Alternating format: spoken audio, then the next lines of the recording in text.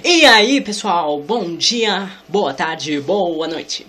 Essa é a continuação da segunda parte do tutorial de Game 2D. Essa é a terceira parte e aqui vamos começar a programação direta. O que você vai precisar? Você vai precisar ter um leve conhecimento de Java e também ter uma IDE para programar em Java. Eu vou usar o NetBeans, mas você pode usar o Eclipse ou outro qualquer que você deseje.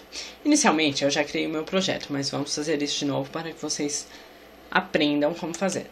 Você vai vir em novo projeto, criar uma aplicação Java, próximo, digitar o nome do projeto, esse é o nome da pasta do projeto, Wizard Battle. Aqui, em criar pasta de classe principal, você coloca assim, br.com.wizardbattle.principal. O que é isto? Esse br.com é somente organização. Cada ponto é pasta dentro de pasta, ou seja, a pasta Wizard Battle está dentro da pasta de com, a pasta br está tendo o com e o Wizard Battle. Bom, e esse principal é o nome da nossa classe principal. Vocês vão criar, eu já criei. Então vamos lá. O que vai aparecer em vocês é isso aqui. Vocês vão ter que criar um novo pacote de Java. Aqui, dentro do br.com, novo pacote de Java. E digitar o nome do pacote modelo, onde teremos os modelos de dados do nosso game. Eu já criei também esse pacote. O que eu prometi para vocês era que veríamos isso. Comuns, a classe comuns, desenhos, cartas e personagens. É o que veremos agora. Vamos ver a classe comum. A classe comum, ela está no nosso pacote br.com Wizard Battle modelo. Ela possui atributos fixos da aplicação. Ela é uma interface, ela não é uma classe. Para você criar tanto interface quanto classe, você clica com o botão direito no pacote, vem novo, classe ou interface e vai ser criada. Bom, aí o nome dela é comuns, ela é pública. Aqui, todos os nossos atributos são do tipo Public Static Final, ou seja, eles são públicos, eles são estáticos e eles são finais, ou seja, não podem ser alterados, eles são fixos, totalmente fixos e pré-carregados junto com a aplicação. Então, eu fiz o seguinte, o máximo de nível, máxima de força, máxima de vida e máxima de poder. Eu defini para o máximo de nível 5, força 100, vida 1000, poder 500. Eu também defini alguns padrão do tipo boolean, que é booleano, que é true ou false. Fim de jogo e carregamento de poder. Para o fim de jogo ele será falso, pois quando iniciarmos o jogo estaremos no tipo falso, vai. E carregamento de poder também será falso, pois não vamos carregar o poder assim que iniciar o jogo. Também temos atributos do tipo inteiro, que são a altura e largura da tela, altura 480 por 640. E também temos uma string de caminhos gráficos, onde estão os nossos gráficos do jogo. Isso aqui, provavelmente no futuro eu vou alterar quando a gente começar a fazer os gráficos. Por enquanto deixa assim. E também temos um inteiro que chama delay, que é aquilo que eu falei no segundo tutorial, que é o tempo de controle das nossas classes. Então vamos lá. A próxima classe é desenhos. A desenhos ela permite controlar propriedades gráficas dos objetos. Ela vai implementar comuns, ou seja, todos esses atributos comuns eu poderei usar em desenho. Primeiramente, em desenho eu vou usar uma imagem. Para isso eu preciso importar o pacote java.awt.image. Vou importar uma capacidade de carregar uma imagem. Aqui eu vou definir a imagem, private boolean visibilidade, private boolean destruição. O que acontece?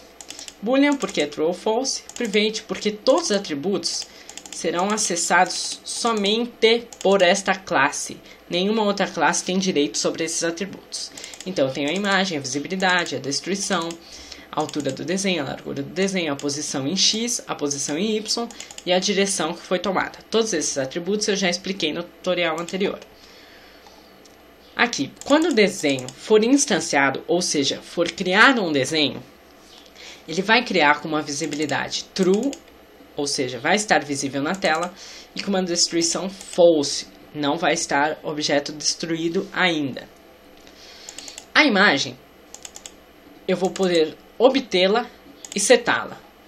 A visibilidade eu vou poder obter e setar, a destruição obter e setar, a altura, a largura, o X, o Y e a direção também obter e setar.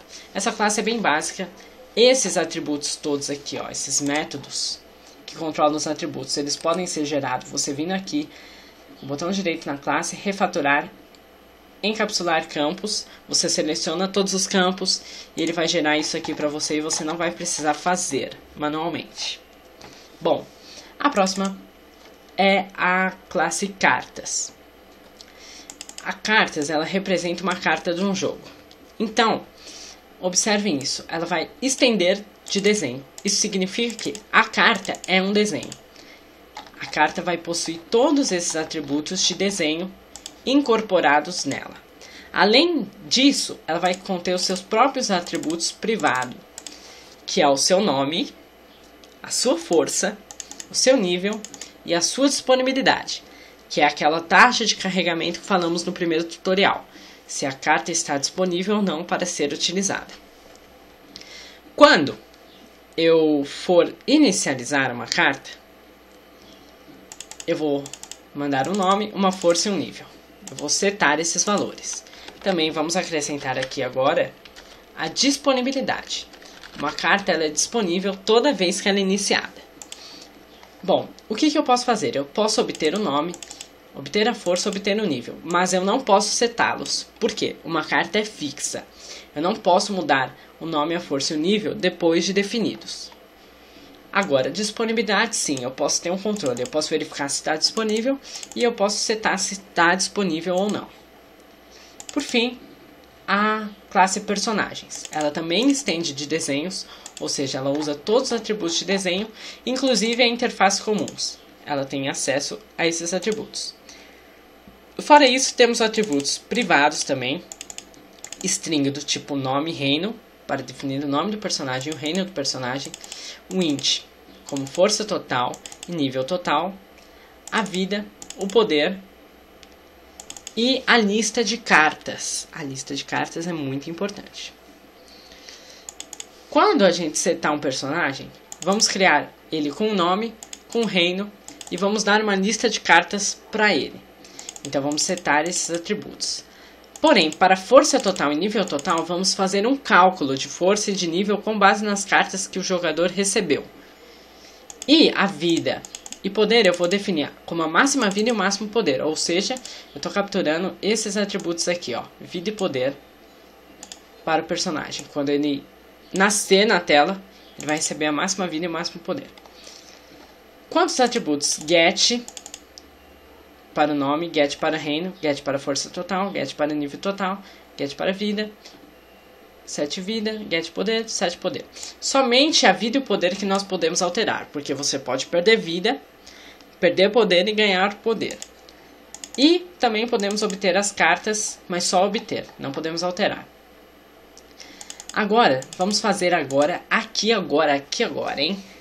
Esses métodos para calcular a nossa força e o nosso nível. O que você vai fazer é o seguinte. For int i igual a 0 e menor que dis.cartas.size e mais. Eu vou explicar. Esse for, ele está fazendo o seguinte. Ele está percorrendo, vai percorrer o tamanho dessa lista de cartas com o i. Aqui, vamos criar um valor chamado força igual a 0. Então, a nossa força inicialmente vai ser 0. Quando eu percorrer, o que eu vou fazer? Força vai ser mais igual,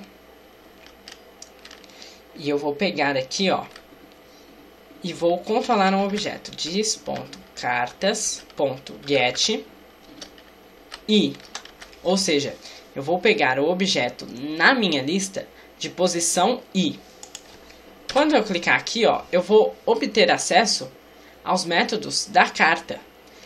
Então, como eu estou calculando a força aqui, eu vou obter o get força.